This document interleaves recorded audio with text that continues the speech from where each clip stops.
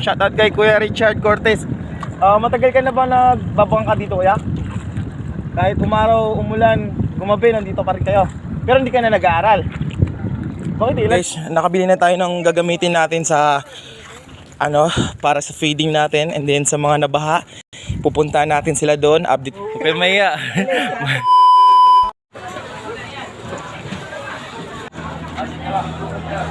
So ngayon guys, dito nga pala natin iniiwan yung ating motor dito sa may police station guys, para hindi na natin iuwi yung ating motor.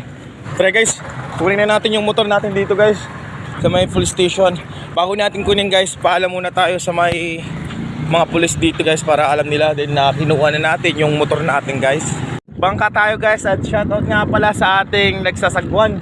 Kuya, shoutout. Anong pangalan mo kuya?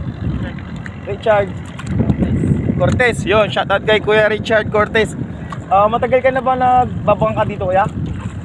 Kahit umaraw, umulan, gumabi, nandito pa rin kayo. Pero hindi ka na nag-aaral. Bakit? Ilang taon ka na eh? So yun guys, si Kuya Kajosa, hindi na daw nag-aaral. Tanungin natin kung ilang taon na siya. Ilang taon na kayo, kuya? 18. Napakabata ni kuya, pero kumakayod na siya ng... Ano yung kuya, pang sarili mo ba? Yung yung kinikita mo dito o para sa mga pamilya mo? Pang pamilya. Yun. So yun guys, ginagawa niya to para yun, nagsasagwan siya, paraan para kumita siya ng pera. Pero yun, sobrang hirap din magsagwan guys, kasi ay yun, shoutout nga para sa akin insan. Yun, yun ba, ingat san. Yan. So yun guys, yun, nandito na tayo sa, malapit na tayo sa pagbababa ng Kalmay. Nandito tayo sa pinababa sa may Ilocano guys. Kaya yun, kanina guys sumulan, nabasa tayo sa ulan, pero that's good. Tumigil yung ulan. Yun naman yung importante guys. Napakaganda yung araw guys, kasi kanina naulan. Kala ko uulan ng direksyon din. Sobrang dilim pa nung dun sa Lukaw. Dun ako naabutan ng ulan. Kaya sabi nga nila, pag naulanan ka and then naarawan ka, parang sasakit yung ulo mo. Pero sana wag sumakit. At yun, dito na tayo guys. Bababa na tayo. Dahan-dahan lang tayo bababa, kasi gumagalaw yung bangka. Baka mahulog tayo or madisgrasya tayo. Pag bababa kayo dito guys, kailangan be careful lang tayo para hindi tayo madisgrasya. Kalmay, sa may Ilocano tayo bababa, and then lalakad tayo pauwi sa bahay. At yun, napakaganda ng araw guys. Sumikat yung araw, hindi nabasa tayo kanina.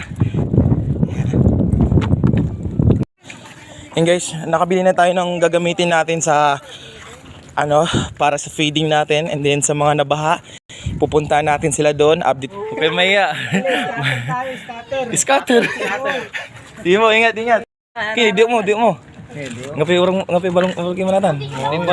Ang ngapi kin, ngapi lo manatan. Dol. So ngayon guys, naglalakad tayo. Kailangan natin mag-exercise. Sobrang ganda naman ng araw. Kaya masarap maglakad. Kaya yun guys, namamawis na ako. Pero that's good. Ang importante, maaga tayo makauwi, and then maabot nating oras kung anong oras tayo mamimigay. Hindi naman kahabahan yung lalakarin natin, kaya kaya natin to para makapunta tayo dun sa bahay.